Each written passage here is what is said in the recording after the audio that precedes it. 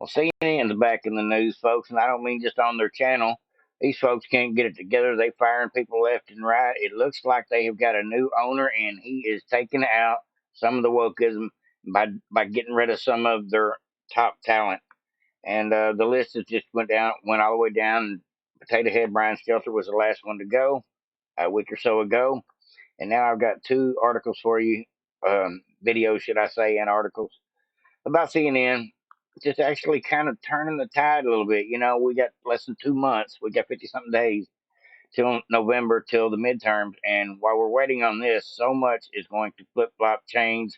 A lot of deceit, a lot of lies, and a lot of gabbing and talk from both sides about their policies and the things that they're all for. I see Democrats now claiming to want border security and all kinds of stuff, and it's all just a big lie. A lot of it is. But one of the things that I do see is happening, a lot of this wokeism is really taking a kick in the teeth on the financial end. A lot of these social media sites that like to censor and censor the conservative and America First agenda, while they pump these other agendas from socialism to the confusionism, the trans confusionism, as I call it, all that other stuff, the CRT, just ridiculous stuff. Glad to see these places get taken over by somebody with maybe a more sensible mindset for how to make money.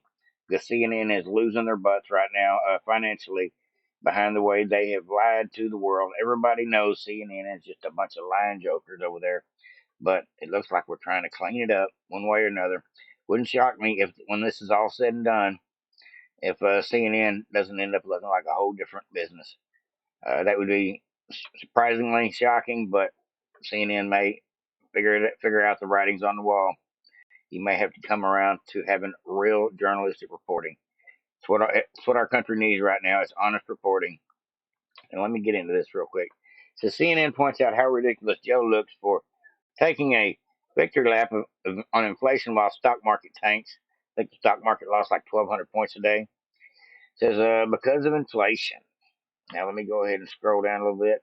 Let me back up here, and I'll scroll down here real quick, folks, for you, and get right to the conversation. It says the inflation rate is at 8.3. It only dropped about 0.2%. Wages are down 2.8% because the inflation is up. Grocery food prices surged 13.5% from last year, the largest spike since 1979.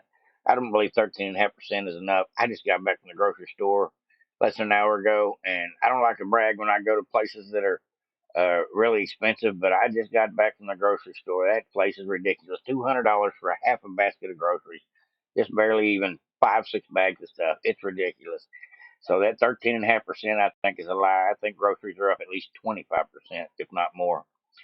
Anyway, I don't know where they get their figures, but me being a consumer, I got a whole different set of figures. But at any rate, let me get back to this. It says energy prices surged to 15.8% in over 40 years. Now, I believe that. I believe energy prices are up. The gasoline, the oil, the natural gas at your house, just the electricity coming in your walls. I believe it's all up at least 15 or 20%, just from what I've seen with my own eyes.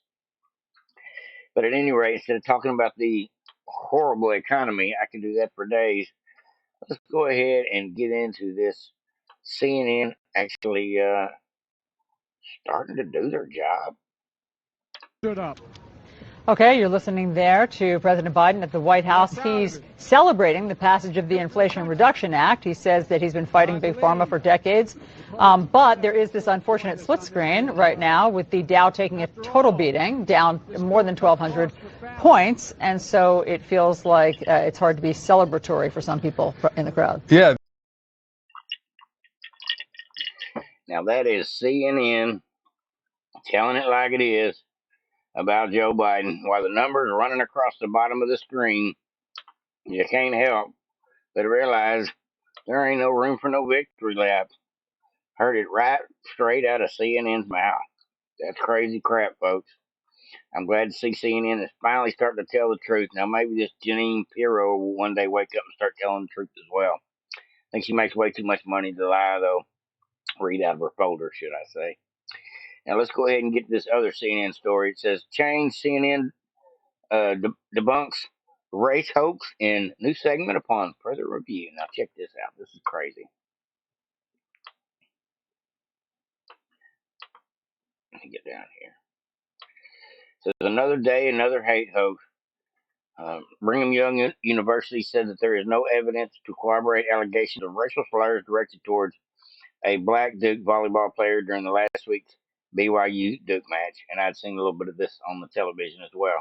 It says it all started on August 26th when Rachel Richardson, a black volleyball player at Duke, said she heard a fan calling her the N-word while she served the ball. Richardson told the teammates that she had heard a man in the stand screaming the racial slurs.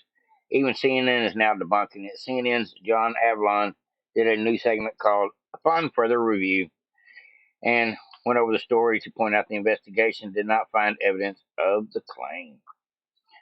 Now let's go ahead and get into the actual interview itself, or his take on it. That's right. We're starting something a little different today. It's a new segment that updates the initial official version of the story once more facts come in. It's a form of journalistic accountability, and we're going to call it Upon Further Review. I'm going to pause that just for a second, folks. Are you here? Are you listening? CNN has got a new segment called Upon Further Review. This is so they can clean up all the lies they have been spinning this whole time. And this is just the beginning because this story's not even old and they're already having to backpedal on it. So they started this new segment called Upon Further Review. This may be the best segment they've ever had if they just start exposing the lies that they have told and start apologizing to the folks they've been telling the lies to and about. I just thought I'd point that out. Let me go ahead and start this back over a little bit. Back up a little bit. Form of journalistic accountability, and we're going to call it Upon Further Review.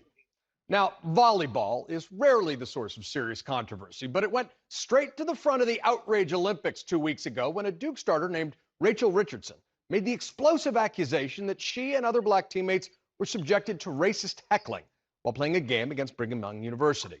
Now, obviously, this kind of heckling is totally unacceptable, and the country rallied around her with stars like LeBron James offering a statement of solidarity, her family appearing here on CNN, amid some 65 separate articles written about the controversy. The University of South Carolina women's basketball team even announced their decision to cancel all games against BYU. Now, for their part, Brigham Young University offered a wholehearted apology. BYU Athletics pronounced a zero-tolerance policy against racism. They banned a fan who'd been identified as making the racist slurs. They also launched an internal investigation. But that's where the narrative started to fall far short of the initial indignation. Because when BYU released its findings, after reviewing all available video and audio recordings and reaching out to more than 50 folks who attended the game, including Duke personnel and athletes, they stated that they had not found any evidence to corroborate the allegation that fans engaged in racial heckling or uttered racial slurs at the event.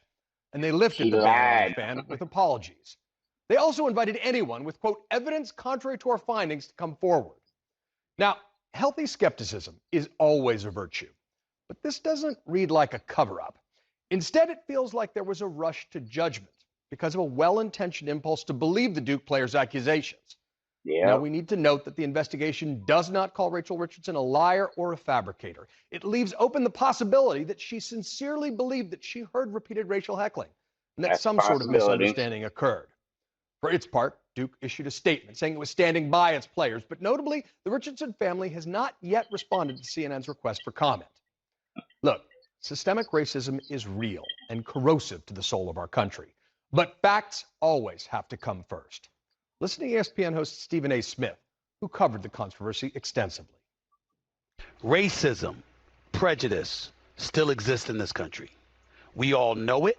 We know how prevalent it is, and we know that it's something that completely needs to be eradicated. Having said that, we're not doing ourselves any favors if we bring it up and broach it when it doesn't exist. And that's the key that we need to focus on. That's right. And that's why it was surprising to hear the head coach of the South Carolina women's basketball team, Dawn Staley, say that she was still okay with canceling her team's games against BYU, regardless of the results of the investigation. Staley says that she's standing by her decision because of her own personal research and commitment to the well-being of her team. But when investigations turn up a very different fact pattern, it's incumbent upon everyone to acknowledge it and adjust.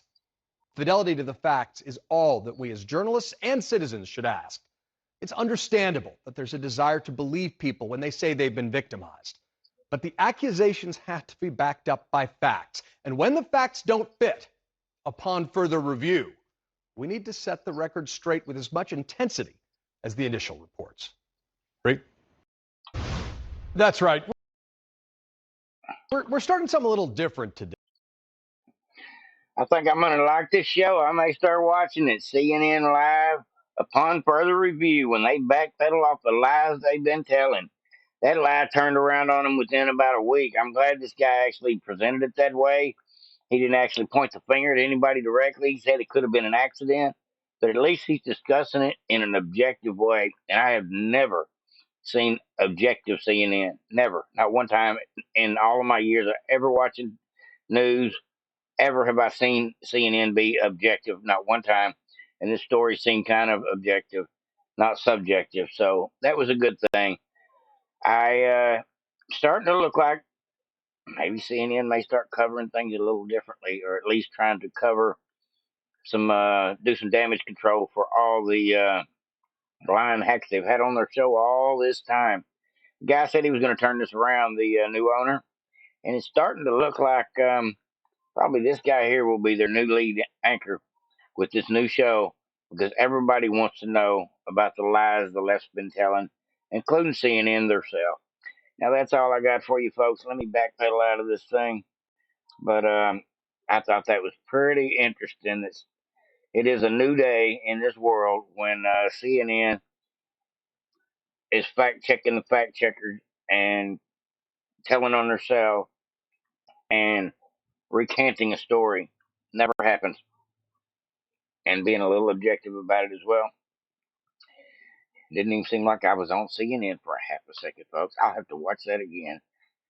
Oh, I'm going to give y'all links to all these articles, videos down below in the description if you want to check them out. Like, subscribe, and share to Vote of Patriots. I'm out of here.